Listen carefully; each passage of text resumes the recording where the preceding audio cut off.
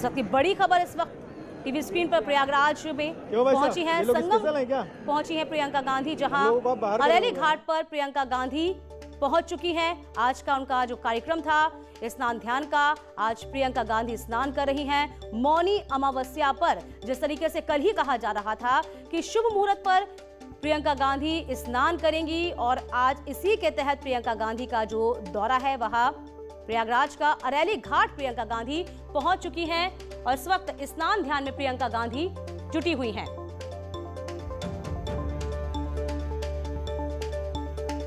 तो सहारनपुर के दौरे पर प्रियंका गांधी कल से हैं, उसके बाद आज का जो उनका दौरा था वह प्रयागराज का था। आज जिस तरीके से कहा जा रहा था कि प्रियंका गांधी स्नान करेंगी मौनी अमावस्या पर, और आज हुआ भी यही कि पुण्य मुहूर्त जो शुरू हुआ तो उस पर प्रियंका गांधी के स्नान की तस्वीरें सामने आई। सो सॉफ्ट हिंदुत्ववादी जो नीति है उसको लेकर कांग्रेस इस वक्त प्रदेश में आगे बढ़ रही है। तस्वीर आप देखिए किस तरीके से प्रियंका गांधी पहुंची प्रयागराज के अरैली घाट, जहां वह स्नान के लिए पहुंची हैं।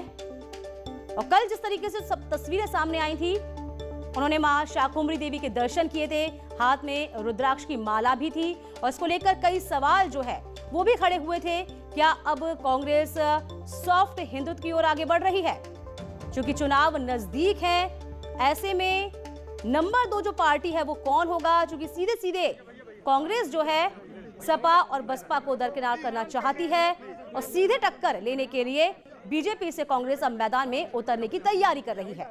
इसी को लेकर तस्वीरें हम आपको दिखा रहे हैं प्रयागराज से, जहां प्रियंका गांधी पहुंची हैं संगम स्नान के लिए।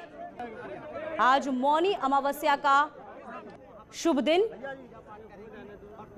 और तस्वीरें प्रियंका गांधी की, जहां वह संगम पहुंच रही हैं। पहले घाट पहुंची, फिर उसके बाद नाव के सहारे वह त्रिवेणी के स्थान पर पहुंचेगी जहां पर वो स्नान ध्यान करेंगी। क्योंकि चुनाव नजदीक है और इसी के चलते राजनीतिक पार्टियां सक्रिय हैं और अपनी खोई हुई जो राजनीतिक जमीन है 25 साल से, चूंकि कांग्रेस दूर है उत्तर प्रदेश से, किस तरीके से वापस अपने पैर मजबूत किए जाएं, और इसी को लेकर कांग्रेस जो है अब जुट गई है। राजीव हमारे संवाददाता इस पूरी खबर पर बने हुए हैं। राजीव, प्रियंका गांधी पहुंच चुकी हैं, फिलहाल क्या कुछ अपडेट? प्रियंका गांधी प्रयागराज के संगम पर अपने परिवार के सदस्यों के साथ संगम में डुबकी लगाते नजर आ रही हैं। जिस तरह से आपने देखा कि कल प्रियंका गांधी ने सहारनपुर में मां शाकुंभरी का दर्शन कर किसान पंचायत के जरिए अपने उत्तर प्रदेश दौरे का शुभारंभ किया है, तो उसके दूसरे दिन आज उन्होंने संगम पहुंचकर मां गंगा में डुबकी लगाई है। तो कुल मिलाकर जहां इसे एक ओर कांग्रेस का सॉफ्ट हिंदुत्व का एजेंडा बताया जा रहा है, तो वहीं दूसरी ओर किसानों का समर्थन, किसान आंदोलन का समर्थन करने के साथ ही साथ जो किसान बिरादरी से जुड़ी जातियां हैं, जिनमें सभी जातियां शामिल है, चाहे वो हिंदू हो, मुस्लिम हो, सिख हो या फिर जाट और गुज्जर खासकर हो, उन सभी को साधने की एक कवायद की जा रही है। और यही कारण है कि कांग्रेस ने कल 10 फरवरी से आगामी 21 फरवरी तक जो पश्चिमी यूपी में जहां पर किसान आंदोलन खासा सक्रिय है, उन सभी 27 जिलों में 134 तहसीलों में किसान पंचायत करने का ऐलान किया है, जिसमें प्रियंका गांधी समेत देश प्रदेश के तमाम कद्दावर कांग्रेस नेता शिरकत करेंगे। तो कहीं न कहीं मिशन 2022 के पहले प्रियंका गांधी अपने इन दौरों के जरिए उत्तर प्रदेश में कांग्रेस के पक्ष में माहौल बनाना चाहती हैं, क्योंकि एक लंबे अरसे के तक कांग्रेस उत्तर प्रदेश में हाशिए पर रही है और यही कारण है कि एक ओर कांग्रेस अपने संगठन को मजबूत कर रही है, तो वहीं दूसरी ओर साफ हिंदुत्व के एजेंडे के साथ किसान और किसानों से जुड़ी जातियों को भी साधने की कवायद में छुपी हुई है। ऐसे में अब देखना होगा कि कांग्रेस का यह फार्मूला कितना काम आएगा, ये तो आने वाला वक्त ही बताएगा। लेकिन फिलहाल जो प्रियंका गांधी है वो लगातार, चाहे आपने देखा कि किस तरह से जब वो जौली एयरपोर्ट पर पहुंची तो उनके हाथ में रुद्राक्ष की माला दिखी, उसके बाद उन्होंने मां शाकुंभरी देवी का दर्शन पूजन किया और फिर आज प्रयागराज मौनी अमावस्या के दिन खास मौके पर पहुंचकर यहाँ पर इन्होंने संगम में डुबकी लगाई है। और अब इसके बाद जो प्रियंका गांधी का कार्यक्रम है वो जगत गुरु स्वामी स्वरूपानंद सरस्वती से मुलाकात करेंगी। तो कहीं ना कहीं प्रियंका गांधी ये मैसेज देना चाहती हैं कि वो चाहे हिंदू हो चाहे मुसलमान हो, वो सभी के साथ खड़ी है। और खासकर जो इस वक्त देश प्रदेश में किसान आंदोलन चल रहा है, उसका समर्थन कर किसानों के जरिए उत्तर प्रदेश में अपने संगठन को मजबूत करना चाहती हैं, अपनी पार्टी को खड़ा करना चाहती हैं। बिल्कुल, जो बिखरी हुई कह सकते हैं राजीव, इस वक्त जो बिखरी हुई है कांग्रेस प्रदेश में, उसको एकजुट करने की कवायद भी है। और यूं कहें कि इस दौरे के पहले भी कई मायने निकाले जा रहे थे, जाटलैंड में महापंचायत करना, और जिस तरीके से अब जो महापंचायतों का सिलसिला है वो आगे बढ़ाना चाह रही हैं और सॉफ्ट हिंदुत्व की ओर है। कहीं ना कहीं ये भी देखा जाए राजीव, सपा और बसपा को दरकिनार करना चाहती है और सीधी टक्कर जो है वो बीजेपी से लेने की कोशिश में है कांग्रेस। देखिए, यकीनन अगर प्रियंका गांधी को आप देखेंगे तो जब से उन्होंने सक्रिय राजनीति में कदम रखा है तब से उत्तर प्रदेश में खासा सक्रिय रही हैं। चाहे वो फिर सोनभद्र का उम्भा कांड हो या फिर उन्नाव की घटना हो, प्रियंका गांधी मौके पर पहुंची हैं। और खासकर आज क्योंकि प्रियंका गांधी गंगा में स्नान कर रही हैं, इससे पहले भी गंगा यात्रा के जरिए जो गंगा से जुड़े जिले हैं, उनके जुड़े गांव हैं, उनके लोगों से भी मुलाकात कर चुकी हैं। तो कुल मिलाकर प्रियंका गांधी गंगा पूजा, मंदिर और किसानों के जरिए जो एक लंबे समय से उत्तर प्रदेश में कांग्रेस सत्ता से दूर रही है और उसके कारण कांग्रेस का संगठन जमीन पर नहीं दिखाई दे रहा था, अब उसको खड़ा करने की कोशिश कर रही हैं। और लगातार जो इस वक्त किसान आंदोलन है उसके समर्थन करके, किसान जातियों को साधने की कवायद करके उत्तर प्रदेश में अपनी पार्टी को मुख्य विपक्षी दल के तौर पर स्थापित करना चाहती हैं। और यही कारण है कि खुद प्रियंका गांधी अब जहां पर आज संगम पहुंची हैं तो मेरठ में भी वो किसान पंचायत को संबोधित करेंगी, उसके बाद आगरा और मथुरा में भी किसान पंचायतों को संबोधित कर कहीं ना कहीं उत्तर प्रदेश में कांग्रेस के पक्ष में माहौल बनाने का एक प्रयास करेंगे। क्योंकि जो प्रियंका गांधी के दौरों का सिलसिला था वो कोरोना के बाद ठप हो गया था। एक करीब 11 माह के बाद प्रियंका गांधी एक बार फिर से ताबड़तोड़ अपने दौरे शुरू किए हैं। इस दौरान खासकर क्योंकि जिस तरह से आपने देखा किसान आंदोलन का पहले दिन से चाहे राहुल गांधी हो या प्रियंका गांधी हो, उन्होंने खुलकर समर्थन किया है। और खासकर जो किसान है, बिरादरी के लोग हैं, जिनमें सिख भी शामिल है। आपने देखा होगा कि इससे पहले जो गणतंत्र दिवस के मौके पर जिस किसान नवरीत की मौत हुई, उसके गांव में भी जाकर प्रियंका गांधी ने न सिर्फ उनके परिजनों को श्रद्धांजलि दी, बल्कि उन्होंने एक मंच से संबोधित करते हुए कहा कि वो जब तक ये कृषि कानून वापस नहीं लिया जाएगा तब तक वो इसके खिलाफ लड़ेंगी और किसानों के साथ खड़ी रहेंगी। तो कहीं ना कहीं कांग्रेस को अब ये स्पष्ट नजर आता है कि एक बड़ा मुद्दा है किसानों का, और अगर इसके सहारे इसको पकड़कर किसानों को साधने की कवायद की जाती है तो कहीं ना कहीं जो एक लंबे अरसे से उत्तर प्रदेश में कांग्रेस हाशिए पर है उसे मुख्य धारा में लाया जा सकता है। ऐसे में ये प्रयोग कांग्रेस का कितना सफल होगा ये तो आने वाला वक्त बताएगा। लेकिन इसी की कवायद के तहत दूसरी तरफ अगर देखें तो कांग्रेस में ये पहली बार उत्तर प्रदेश में हुआ है कि सभी ब्लॉकों में कांग्रेस के संगठन को खड़ा किया गया, बनाया गया है, और न्याय पंचायतों में खड़ा किया गया, बनाया गया है। इससे पहले न तो न्याय पंचायत में संगठन था, न तो ब्लॉक में संगठन था। और यही कारण है कि कई दशकों से उत्तर प्रदेश में जो कांग्रेस का परफॉर्मेंस था वो बहुत पुअर था, वो बहुत ठीक नहीं था। यही कारण है कि लोगों को कांग्रेस से भरोसा नहीं था। ऐसे में प्रियंका गांधी को ये लगता है कि जो इस तरह के मुद्दे हैं उन पर न सिर्फ सड़क से लेकर सदन तक प्रदर्शन किया जाए, बल्कि ऐसे मुद्दों से जुड़े लोगों से लगातार उनके संपर्क करके, उनसे मुलाकात करके उनको यह एहसास दिलाया जाए कि कांग्रेस उनके साथ खड़ी है। तो ऐसे में प्रियंका गांधी के इन प्रयोगों का कितना पार्टी को फायदा मिलेगा ये तो 2022 में ही पता चलेगा। बिल्कुल जाहिर सी बात है राजीव, जो कवायद चल रही है इस वक्त, जो तस्वीरें हम देख रहे हैं, तो कहीं ना कहीं ये भी हम कह सकते हैं कि सुस्त पड़ी जो संगठन था उसमें वापस से प्राण फूंकने का काम प्रियंका गांधी कर रही हैं। और यूं कहा जाए, जिस तरीके से खबरें ये भी आ रही थी कि इस बार जो चेहरा होगा उत्तर प्रदेश में कांग्रेस का, वो राहुल गांधी नहीं बल्कि प्रियंका गांधी होंगी। और ऐसी जो खबरें आ रही हैं, ऐसी जो तस्वीरें आ रही हैं, उनसे ऐसा ही लगता है। देखिए, यकीनन जिस तरह से अंशुल अवस्थी कांग्रेस प्रवक्ता हमारे साथ जुड़ गए हैं राजीव, जरा आप रुकिएगा। अंशुल अवस्थी, प्रियंका गांधी संगम पहुंची है सॉफ्ट हिंदुत्व की ओर, क्या माने? देखिए, उत्तर प्रदेश लगातार पिछड़ रहा है, उत्तर प्रदेश में जंगल राज फैल रहा है। उत्तर प्रदेश की जो अर्थव्यवस्था आज से कई गुना ज्यादा थी, आज से 20 साल 30 साल पहले, पिछली 30 साल की सरकारों ने उत्तर प्रदेश को बहुत पीछे ढकेल दिया है। आज इसी वजह से श्रीमती प्रियंका गांधी जी हर तीर्थ स्थल पर जा रही हैं, विभिन्न वर्गों से मिल रही हैं कि उत्तर प्रदेश को आगे ले जाने के लिए उत्तर प्रदेश की सरकार को सद्बुद्धि मिले। उत्तर प्रदेश में जो महिलाओं का अपमान हो रहा है, सरकार को सद्बुद्धि आए कि 2:30 बजे रात को किसी भी पीड़ित परिवार की अनुमति के बिना उसकी बेटी की लाश न जलाई जाए। इसके लिए श्रीमती प्रियंका गांधी जी जा रही है। और सनातन धर्म में हमेशा मान्यता रही है कि हम अपने आराध्य के पास जाकर हमेशा ये प्रार्थना करते हैं कि हमारा घर, हमारे परिवार, हमारे मित्र, हमारी प्रदेश की जनता खुशहाल हो, आगे बढ़े। इसी क्रम में गांधी परिवार, कांग्रेस पार्टी हमेशा धर्म का सम्मान करता है, लेकिन कांग्रेस के लिए और गांधी परिवार के लिए जो मुद्दे हैं वो आम जनता का कष्ट दूर करना है, नौजवानों को रोजगार देना है। अंशु जी, ये जो कांग्रेस पार्टी, आपकी जो पार्टी है, वो कोई 5-10 साल से उत्तर प्रदेश से बाहर नहीं है, लगभग 25 साल से ऊपर हो गए हैं। और जिस तरीके से बीजेपी जो है सॉफ्ट हिंदुत्व की ओर हमेशा से ही आगे रही है, और एक माइलेज ये हम कहें कि अयोध्या मंदिर का उसको मिला है, कहीं ना कहीं अब इसी के नक्शे कदम पर कांग्रेस है, क्या ये माने हम? देखिए, कोई नक्शे कदम पर नहीं है। हम हमेशा धर्म का सम्मान करते हैं। जब श्रीमती प्रियंका गांधी जी, आपको याद होगा, मां गंगा की यात्रा उन्होंने नाव से की थी, तब मिर्जापुर भी गई थी विंध्याचल देवी, और हमेशा पंडित जवाहरलाल नेहरू से लेकर श्रीमती इंदिरा गांधी जी से लेकर। अंशु जी, आप हमारे साथ बने रहिएगा। राजीव जेटली भी हमारे साथ बने हुए हैं, बीजेपी के प्रवक्ता। राजीव जी, प्रियंका गांधी लगातार अब दौरों पे दौरा कर रही हैं, और इस वक्त जो तस्वीरें आ रही हैं वो बेहद हैरान करने वाली हैं, क्योंकि गंगा में वो डुबकी लगा रही हैं, स्नान कर रही हैं, सॉफ्ट हिंदुत्ववादी राजनीति मनाए। क्या माने हम इसको, क्या मानते हैं आप राजीव जी? आपने गलत फोनो ले लिया, आपको राहुल गांधी से पूछना चाहिए इस बारे में।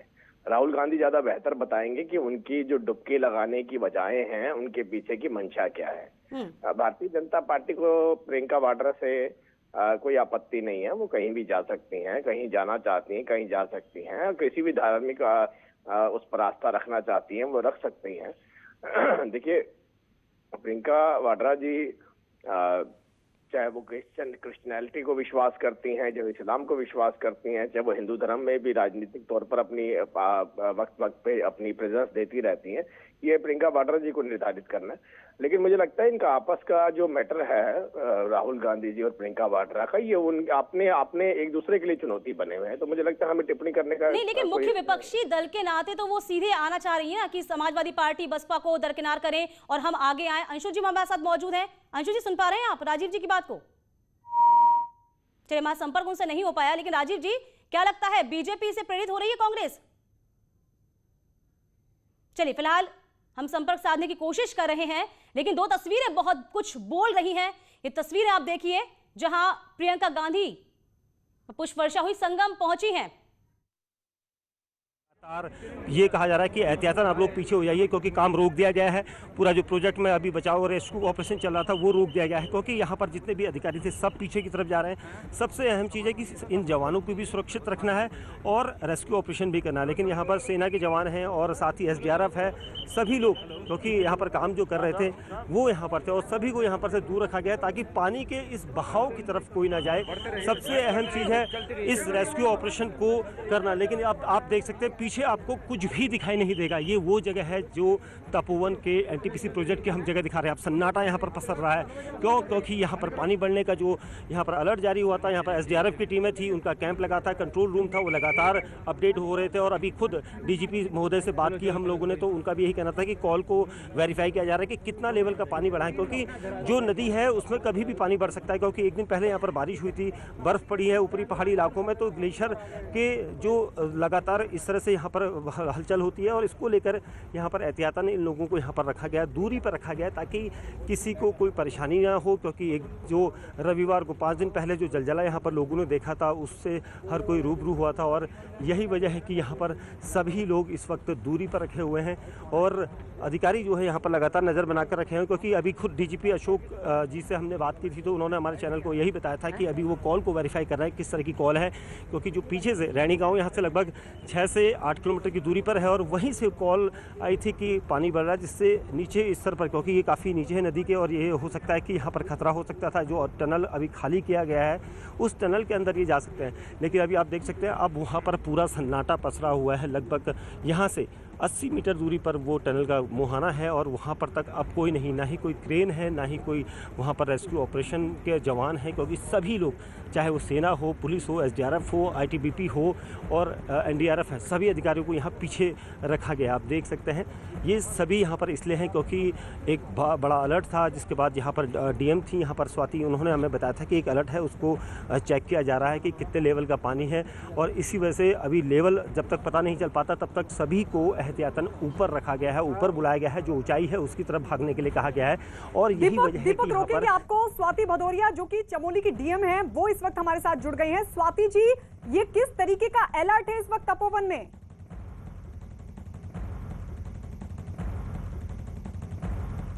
कंफ्यूजन बहुत ज्यादा हो रहा है मैम, सभी लोग। It is just a call.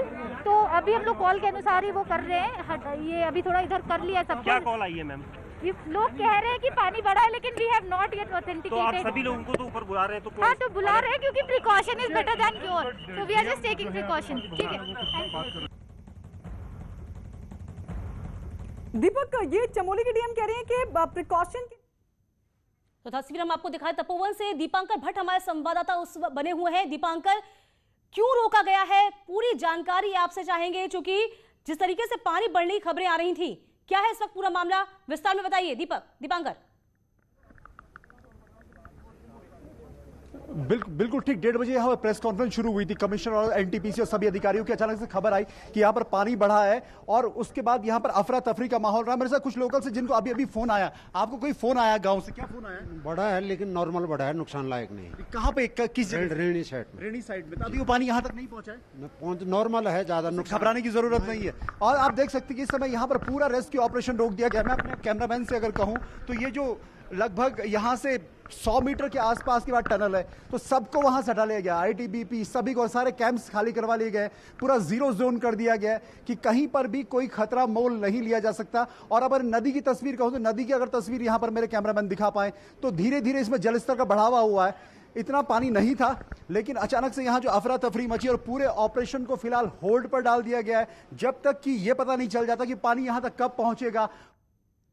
बिल्कुल, तस्वीर हम आपको दिखा रहे हैं किस तरीके से लोगों को खाना खिलाया जा रहा था, वो भी बंद कर दिया गया है। अब इनको हटने के लिए कहा है, तो इसलिए हटाया जा रहा है। तो तमाम लोगों को हटने के लिए कह दिया गया है। यहाँ पर थोड़ी देर पहले एसडीएम भी आई थी, उनसे भी हमने बात करने की कोशिश की, तो उन्होंने कहा कि साफ तौर पर अलर्ट है, आप लोग भी दूर सुरक्षित जगहों पर फिलहाल चले जाइए। जो शुरुआती खबर मिली है उसके मुताबिक एक चट्टान का बड़ा हिस्सा टूटने की जानकारी मिली है, जिसके बाद जो है वो इस तरीके की स्थिति बन गई है। तो ये आप लगातार देख रहे हैं रैनी गाँव की तस्वीर, जहाँ पर इस तरीके की स्थिति अब बनती हुई नजर आ रही। गायत्री,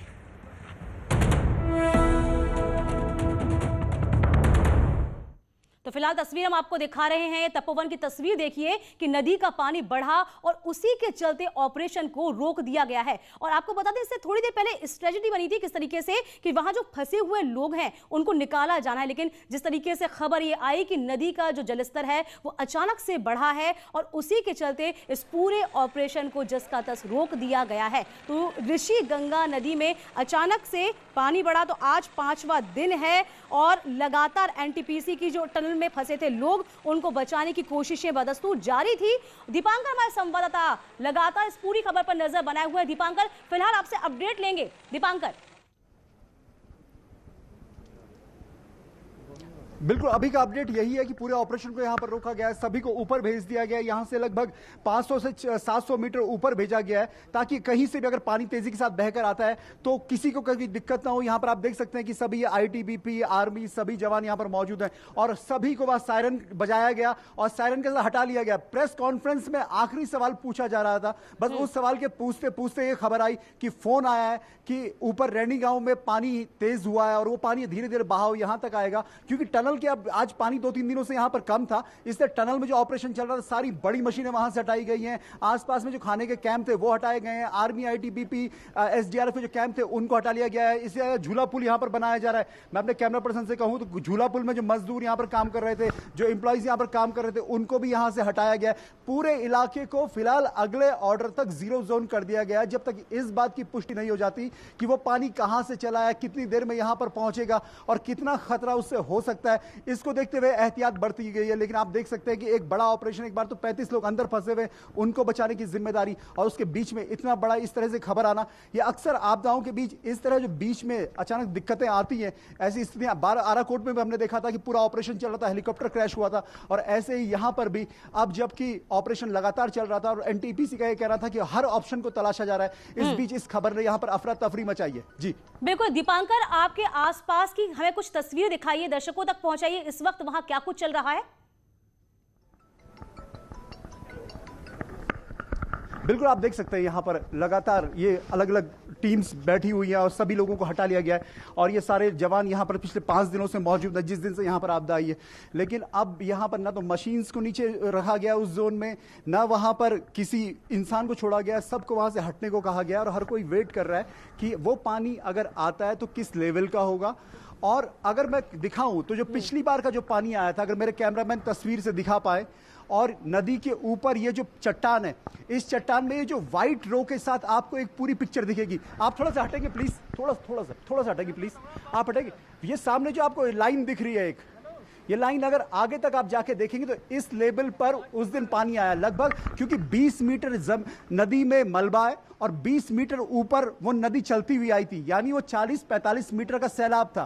तो उस तरह का खौफनाक दृश्य, वैसा मंजर दोबारा ना हो, ये कोई नहीं चाहता, लेकिन किसी की जान को खतरे में भी ना डाला जाए, इसलिए अलर्ट के तौर पर पूरे इलाके को फिलहाल 0 जोन कर दिया गया है। बिल्कुल, और हम ये भी कह सकते हैं दीपांकर कि जो लगातार 5 दिन से राहत और बचाव का काम चल रहा था और स्ट्रेटजी थी उसमें बदलाव किया जा रहा था। 72 मीटर अंदर ड्रिल की कोशिश थी, 13 मीटर नीचे हॉल भी किया जाएगा, तमाम बातें थी। और इस बीच ये समझ में आए, ये खबर आए कि लगा पानी अब अचानक से बढ़ रहा है, तो वाकई में डर होना लाजमी है। जाहिर तौर पर, क्योंकि जैसे ये खबर मिली तो सबसे पहले किसी ने ये आवाज दी, क्योंकि कमिश्नर की प्रेस कॉन्फ्रेंस चल रही, तो किसी ने ये कहा कि कमिश्नर साहब फोन आया है कि पानी बढ़ा है नदी में। तो उसके बाद सिर्फ और सिर्फ 35 से 40 सेकंड में अलार्म बजाया गया और सभी को हटने को कहा गया, सारी मशीनें। अभी वो विजुअल्स हम दिखाएंगे अपने दर्शकों को कि कितनी जल्दी ये ऑपरेशन यहां पर रहा कि 1 मिनट 2 मिनट के भीतर भीतर पूरे इलाके को खाली करा दिया गया, क्योंकि नदी का अगर पानी ऊपर से तेज फ्लो के साथ आता तो किसी की जान को भी खतरा हो सकता था। और सबसे ज्यादा डर उन लोगों का था जो यहां पर एक झूला पुल बना रहे थे और उसके साथ जो लोग आमतौर पर, क्योंकि 5 दिन हो चुके हैं, ऑपरेशन लगातार चल रहा है, तो लोग निश्चिंत होकर यहां पर इस ऑपरेशन की साइट पर बैठे हुए हैं। लेकिन उसी बीच इस खबर ने जिस तरह का डर लोगों के मन में है इस आपदा के बाद और इन दृश्यों के बाद, उसके ऐसी खबर आना बीच में कि पानी बढ़ा है ऊपर नदी में, उसने वाकई सबके मन में एक डर पैदा किया है। बिल्कुल दीपांकर, लगभग इस टनल की हम बात कर ले तो लगभग 2.5 किलोमीटर लंबी ये टनल है और ज्यादातर जो हिस्सा था वो मलबे में था। तो कितना रीच कर पाए थे, कहां तक पहुंच पाए थे जब ये खबर मिली? टनल के ऑपरेशन की अगर बात करें तो सुबह उसमें ड्रिल की कोशिशें की गई। आज सुबह ड्रिल का ऑपरेशन चलाया गया सुबह 3 बजे से लेकर और तकरीबन 11:30-12 बजे तक। और अभी एनटीपीसी के अधिकारियों ने कहा है कि कोई मशीन उनकी खराब नहीं हुई है। ये इसलिए रोकना पड़ा कि जो 32 mm का वो होल बनाने की कोशिश कर रहे थे, उसमें बीच में चट्टान बहुत हैवी है, उस चट्टान को तोड़ना उस मशीन के लिए संभव नहीं है, इसलिए उस ऑपरेशन को, जो ड्रिल का ऑपरेशन है, उसे रोका गया है। टनल से मड निकालने का जो ऑपरेशन है वो इस वक्त भी लगातार यहां पर चल रहा था कि मड को लगातार निकाला जाए, लेकिन मड जो दूसरी साइड से वो लगातार एंटर कर रहा है। एनटीपीसी हो, कमिश्नर हो, जिनसे अभी प्रेस कॉन्फ्रेंस में उनसे बार बार ये सवाल पूछा गया कि कोई ये बताए कि ये ऑपरेशन कब तक चलेगा, लेकिन ये किसी ने भी इस बात से कहने से इनकार कर दिया। सबका ये कहना है कि ये बता पाना असंभव है इस ऑपरेशन में कि ये ऑपरेशन अभी कब तक चलेगा। हालांकि नदी के पानी की वजह से आज एनटीपीसी ने एक बयान दिया। एनटीपीसी ने कहा कि नदी का फ्लो पिछले 2 दिनों में थोड़ा डाउन गया है और इसके डाउन में जाने की वजह से जो टनल है उसमें हमें थोड़ा बेनिफिट ये होगा कि हम इसमें ऑप्शनल रूट तलाश सकते हैं कि किसी दूसरे रूट से हम अंदर क्या पैसेज बना सकते हैं, क्या रास्ता निकाल सकते हैं। बस इतनी ही बातें यहां पर चल रही थी कि नदी के जो बहाव था, जो कम होने की बातें थी, उसके तेज होने की बातें आई और उसके बाद का ये माहौल यहां पर था। अफरा तफरी थी, भागम भाग थी, जिसके हाथ में जो लगा, जिसका जो बैग था उसने वो उठाया। मेरे साथ कुछ लोग यहां पर मौजूद है। आप लोग अचानक से भागे क्यों? सर एक मैसेज आया था तो उसकी वजह से भागे हम लोग। आप भी अचानक से वहां से? वही है, मैसेज आया तो इसलिए भाग के आए। इसलिए भाग गए। सभी पूरा खाली करा लिया गया? हाँ, उधर से तो खाली है, पूरा खाली करा लिया गया। यही है, तमाम लोग यहाँ पर मौजूद है। जो मैसेज के बाद जिस तरह का माहौल था, आप प्लीज सर इधर आएंगे। ये मैसेज आया अचानक से, उसके बाद यहाँ से आप तो कोई भले ही बोलना नहीं चाहेंगे क्योंकि ऑफिशियल, सीनियर ऑफिशियल्स यहाँ पे बड़ा ऑपरेशन है, पूरा देश से देख रहा है। प्रधानमंत्री नरेंद्र मोदी, मुख्यमंत्री त्रिवेंद्र सिंह रावत और सबकी निगरानी इस ऑपरेशन पर है। एयरफोर्स है, आर्मी है, आईटीबीपी है, सभी लोग यहाँ पर मौजूद हैं। लेकिन जो स्थितियां हैं कि अगर आप काम कर रहे हैं और उसके बीच में इस तरह की खबर आई तो डर सभी के मन में लाजमी है। हालांकि अब डीएम का कहना है कि इसकी अभी हम ऑफिशियल जांच करवा रहे हैं कि ऊपर क्या स्थितियां हैं और रैनी गांव में अगर पानी वहां बढ़ा है तो उस पानी को यहाँ पहुंचने में कितना वक्त लगेगा ताकि किसी भी एक नए शख्स की जान खतरे में न जाए। दीपिका। जानना चाहेंगे कि फिलहाल वहां पर किस तरह की स्थिति है और किस तरह से अब वहां पर खाली करा गया, क्योंकि बताया जा रहा है कि अलकनंदा का भी जल स्तर बढ़ा है, वहां से भी खतरा है और टनल से भी पानी का रिसाव हो रहा है।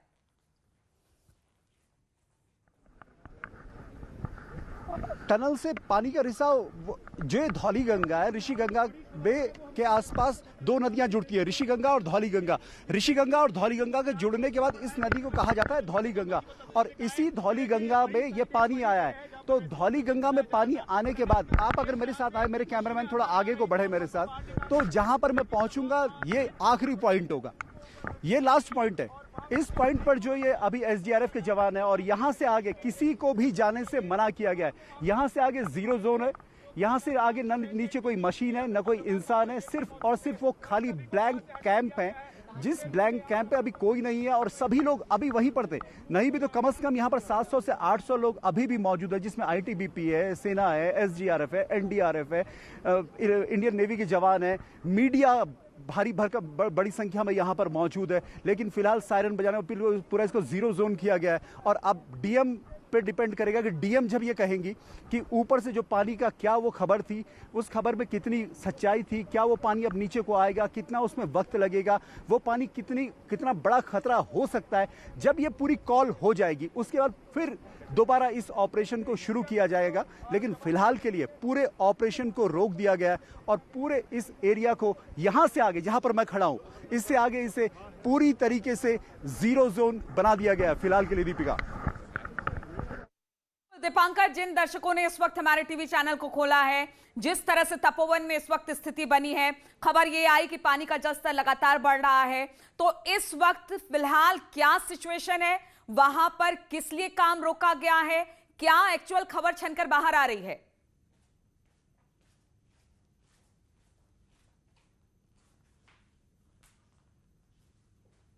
बड़ी खबर यही है कि लगभग 1:30 बजे के आसपास कमिश्नर गढ़वाल, डीआईजी गढ़वाल, इसके अलावा यहां पर डीएम चमोली और एनटीपीसी के जो अधिकारी थे वो प्रेस कॉन्फ्रेंस कर रहे थे। और पिछले 5 दिनों में ये पहली प्रेस कॉन्फ्रेंस थी जब उन्होंने पूरी तरीके से हालात को सामने रखा कि एनटीपीसी क्या इस व्यवस्था को लेकर कर रहा है, क्या एनटीपीसी के पास प्लान है, क्या गवर्नमेंट प्लान कर रही है, सेंट्रल गवर्नमेंट, स्टेट गवर्नमेंट किस तरीके से प्लान कर रही है, क्या नई यहाँ पर मशीनें इस्तेमाल की जाएंगी, कितना टनल्स में मलबा घुसा है, वो 35 लोग इस वक्त कहाँ हैं, ये सारी बातें यहां पर हो रही थी। लेकिन अचानक से इसी बीच खबर आई कि पानी बढ़ा है और ये किसी ने एक अचानक से इस तरह से आवाज लगाई प्रेस कॉन्फ्रेंस के दौरान कि कमिश्नर साहब फोन आया है कि पानी बढ़ा है, और उसके बाद अचानक से सायरन बजाया गया। सभी को सिर्फ और सिर्फ 1 मिनट के भीतर पूरे इलाके को यहां पर जीरो जोन कर दिया गया। सभी लोगों ने अपना यहां से निकलकर भागे और मैं जहां पर खड़ा हूं इससे आगे आप ना तो अभी जा सकते हैं, यहां पे एसडीआरएफ के जवानों का आप देख सकते हैं, उन्हें यहां पर तैनात किया गया है। इससे आगे कोई एक स्टेप भी आगे नहीं जा सकता। और जिस तरह अभी डीएम स्वाति भदौरिया हमारे साथ जुड़ी थी, उनका यह कहना था कि हाँ ये कॉल जरूर आया था कि रैनी गांव में एक पानी बढ़ने की खबर थी, लेकिन इसकी अभी पुष्टि वो कर रही है। जो डीजी लॉ एंड ऑर्डर है, माफ कीजिए डीजीपी है अशोक कुमार, उनका ये कह रहा है कि हाँ उनकी भी नजर इस पूरे स्थिति पर है, खुद मुख्यमंत्री इस पूरी स्थिति की मॉनिटरिंग कर रहे हैं। लेकिन बड़ी चिंता की बात यही है कि 35 लोगों को बचाने का जो ऑपरेशन पूरे देश जिसे देख रहा है, जिस पर सबकी नजरें टिकी है, उसमें एक बड़ी बाधा यहां पर आई है। और यह ऑपरेशन अब तब शुरू होगा जब डीएम चमोली इस पर अगली कॉल लेंगी कि यहां पर हालात सामान्य हैं। दीपिका, तो जिस पानी के जल स्तर की बढ़ने की बात हो रही है दीपांकर, वो जल स्तर कहां है? क्या नदी का जल स्तर बढ़ा है या कहीं कोई और सोर्स है जिससे कि आशंका जताई जा रही है कि एक बार फिर से पानी का जल स्रोत जो बढ़ा है वो पानी के लेवल को ऊपर ले जाएगा, कोई और किसी तरह की मिसहैपनिंग हो सकती है? तो वो खबर कहां से आई है, कहां, कौन से नदी का जल स्तर बढ़ा है, कहां पर पानी का जल स्तर बढ़ा है? जो खबरें अभी आ रही हैं, हालांकि इनमें भी पुष्टि होना बहुत बाकी है, वो खबर यह कि रैनी गांव के आसपास कोई चट्टान टूटकर गिरी, अब वो ग्लेशियर का पार्ट था या नदी में किस तरह, या वाकई चट्टान थी या उसके चट्टान के गिरने से वह पानी की स्पीड बढ़ी, ये सारी चीजें अभी क्लियर नहीं है। ये धीरे धीरे साफ होंगी जब इस पर डीएम चमोली भी स्पष्टीकरण देंगे कि क्या ये स्थिति थी वास्तविक तौर पर। लेकिन हाँ, जो नदी का जलस्तर हमने देखा है पिछले 5 दिनों में, जब हम 7 तारीख को यहाँ पहुंचे थे और 8, 9, 10, 11 इस दौरान यहाँ जो मलबा है वो सेटल हुआ है, पानी अपनी जो नदी, जिस नदी का जो रूट है, नदी उस रूट पर आई। नदी आज सुबह काफी साफ भी पानी नजर आया, क्योंकि बहुत मटमैला पानी था पिछले 4 दिनों से। अब ये लग रहा था कि नदी धीरे धीरे अपने वास्तविक स्वरूप में लौटेगी और जिस तरह नदी होती है अपने उस रूट पर बहेगी। और अभी भी ये जो धौली गंगा है, ये धौली गंगा विष्णुप्रयाग में जाके अलकनंदा से मिलती है। तो अभी भी इस नदी का जो स्तर है, और यहां पर जो मैं आपको दिखा रहा था तस्वीरें, इसमें 21 मीटर मलबा है, यानी नदी पहले ही अपने ओरिजिनल जो उसका रूट है उससे 21 मीटर ऊपर बह रही है। और जब परसों सैलाब आया था, वो सैलाब लगभग 21 मीटर और ऊपर था, यानी 41 मीटर का सैलाब परसों यहां पर पहुंचा था। 41-42 मीटर का सैलाब जो यहां पर मलबे को भर के चला गया। और ये जो सामने आप देख सकती दीवार पर पूरा एक निशान छोड़कर गया है कि वो कितना भयंकर रहा होगा। और सामने हाइड्रो प्रोजेक्ट तो आपके सामने है ही, जो एनटीपीसी का पूरी तरीके से तबाह हुआ है। और उसी हाइड्रो प्रोजेक्ट में 121 लोग मिसिंग हैं, 35 लोग अभी भी टनल के अंदर है, 35 लोगों की डेथ अभी इस पूरे आपदा में हुई है, 170 लोग अभी भी लापता हैं। पर पूरी स्थितियों के बावजूद, चाहे केंद्र सरकार हो, राज्य सरकार हो, प्रशासन हो, सेना हो, आईटीबीपी हो, नेवी हो, एयरफोर्स हो, एसडीआरएफ हो, एनडीआरएफ हो, आईटीबीपी हो, सबकी कोशिश यही है कि उन लोगों को बचाया जा सके। और उसी को लेकर यहां पर प्रेस कॉन्फ्रेंस चल रही थी। लेकिन अभी इस पूरे माहौल को उस खबर ने बदल कर रख दिया है। बिल्कुल दीपांकर, यानी कहा जा सकता है किसी तरह का जोखिम, किसी तरह का खतरा उठाने के लिए ये रेस्क्यू टीम तैयार नहीं है, क्योंकि खबर जिस तरह से आई है, अब जब तक उस खबर की पुष्टि नहीं हो जाती है तो हम ये माने कि जो टनल में रेस्क्यू का काम था वो रुका रहेगा। दीपांकर,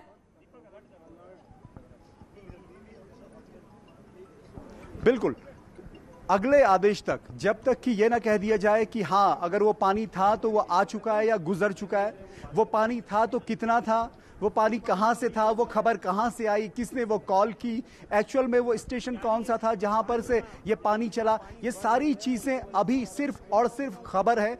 खबर में अभी पानी यहां से आगे बढ़ा नहीं बढ़ा, लेकिन जो रेस्क्यू ऑपरेशन है उसमें किसी की जान को खतरे में ना डाला जाए, इसको लेकर आखिरी फैसला तभी होगा। और दूसरी बात यह कि ऑपरेशन तभी शुरू होगा जब इसमें फाइनल कॉल डीएम चमोली ये ले लेंगी कि नहीं, कोई खतरा यहां पर नहीं है और दोबारा इस ऑपरेशन को यहां पर शुरू किया जाता है। ठीक है दीपांकर, ऑपरेशन होल्ड पर रहेगा। बिल्कुल दीपांकर, तब तक ये ऑपरेशन होल्ड रहेगा। लेकिन एक खबर इस बीच ये भी आई कि जिस टनल में रेस्क्यू का काम चल रहा था, जहां पर मलबा हटाया जा रहा था, वहां पर भी बताया जा रहा था कि हल्का हल्का पानी का रिसाव हो रहा है। इस खबर की भी जरा पुष्टि कीजिए कि क्या वाकई टनल के अंदर भी किसी तरह के कोई पानी का रिसाव हो रहा है क्या?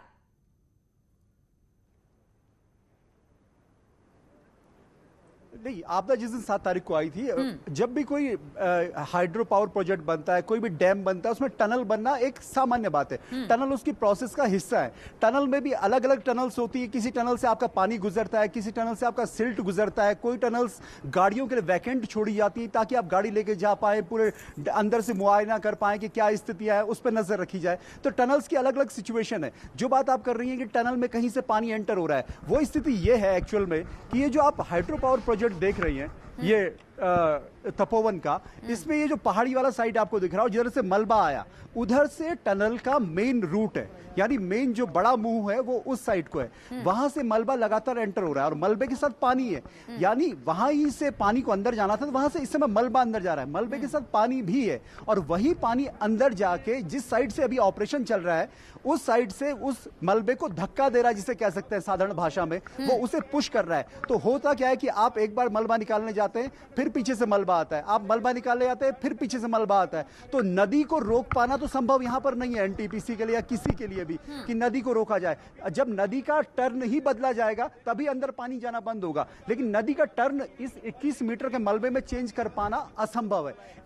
बिल्कुल दीपांकर, रोकना चाहेंगे। स्वाति भदौरिया डीएम इस वक्त हमारे साथ जुड़ रही हैं। स्वाति जी, सबसे पहले तो ये बताइए कि काम वहां पर रोक दिया गया है, कहां ये जा रहा है कि जो नदी का जलस्तर है वो बढ़ा है, इस बारे में क्या जानकारी हमारे दर्शकों को आप देंगी?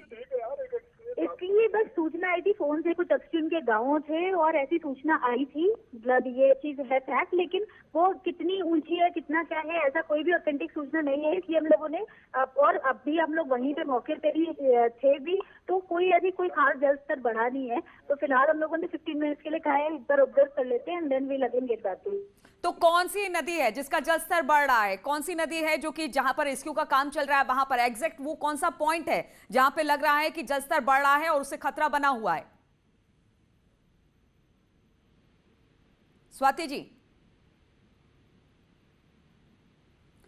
लगता है स्वाति से हमारा संपर्क टूट गया है। डीएम जो बता रही थी कि अभी फिलहाल 15 मिनट के लिए जो रेस्क्यू का काम है उसे रोका गया है। खबर ये आई थी कि नदी का जलस्तर बढ़ रहा है, वो कौन सी जगह है, कहां है, कितना जलस्तर बढ़ा है, इस बात की जानकारी वो ले रही है और इसके बाद ही डिसाइड किया जाएगा कि कितनी देर में दोबारा से रेस्क्यू का काम शुरू किया जाए। क्योंकि लगातार खबर ये आई अभी से कुछ देर पहले, लगातार चाहे वो एनडीआरएफ हो, एसडीआरएफ हो, गढ़वाल रेंज के कमिश्नर हो, डीएम हो, सभी की एक प्रेस कॉन्फ्रेंस चल रही थी और तभी एक खबर आई कि नदी का जलस्तर बढ़ रहा है। दीपांकर हमारे साथ जुड़े हुए हैं। दीपांकर, अगर बात की जाए कितना एरिया ऐसा है जहां से रेस्क्यू टीम को पीछे की तरफ कर दिया गया है, बाकी लोग जो थे उनको भी वहां पर पीछे कर दिया गया है, कहां पर अभी फिलहाल रेस्क्यू टीम पीछे तक हटी है? बिल्कुल, मैं आपको दिखाऊं तो रेस्क्यू टीम इस वक्त लगभग 100 से 150 मीटर पीछे हटी है और ये जब मैं उसी पॉइंट पर खड़ा हूं, यहाँ पर ये एसडीआरएफ के जवान जो देख रही हैं आप कैमरे में, इससे आगे आप नहीं जा सकते और ये लगभग 150 मीटर का एरिया है। उसके बाद टनल है जहां पर पूरा ऑपरेशन चल रहा था। वहां सभी लोग जो नॉर्मल यहाँ पर पिछले 4 दिनों से रूटीन बन चुका है कि अभी इससे कुछ देर पहले यहाँ पर बेबी रानी मौर्य जो गवर्नर है वो आई थी, उससे प्रेमचंद अग्रवाल जो विधानसभा स्पीकर आए थे और यहाँ से आप आगे देखिए एसडीआरएफ के जवान से आगे यहाँ पर कोई भी नहीं जा सकता। तो ये लगभग 150 मीटर का इलाका जो इस समय जीरो जोन है और जिस नदी में पानी बढ़ने की बात है उस नदी की तस्वीर भी मैं आपको दिखा दूं। उस नदी की तस्वीर ये है और सामने से ये नदी आती है। ये अगर मैं कैमरामैन से कहूँ तो दिखाएंगे नदी का जलस्तर। ये देखिए नदी का जलस्तर ये है और ये फिलहाल जिस तरह से हम देख रहे थे पिछले 1 घंटे से पहले वो उससे थोड़ा ज़्यादा ज़रूर है। और ये अगर मैं कहूँ तो यहाँ से जहाँ तो मेरी नज़रें देख सकती हैं लगभग 1 किलोमीटर का ये पैच है जिस पे आपकी नजर जा सकती है। और जिस दिन सैलाब भी आया बिल्कुल, तो नदी का जलस्तर बढ़ा है। तपोवन के टनल में जिस तरह से रेस्क्यू का काम चल रहा था उनको फिलहाल थोड़ी देर के लिए रोक दिया गया है और ये आश्वस्त करने के बाद कि ठीक है अब नदी का जलस्तर ठीक है, उसके बाद से दोबारा से एक बार फिर से टनल में रेस्क्यू का काम शुरू होगा। बहुत बहुत शुक्रिया दीपांकर हमारे साथ जुड़ने के लिए। रुकेंगे छोटे से ब्रेक के लिए।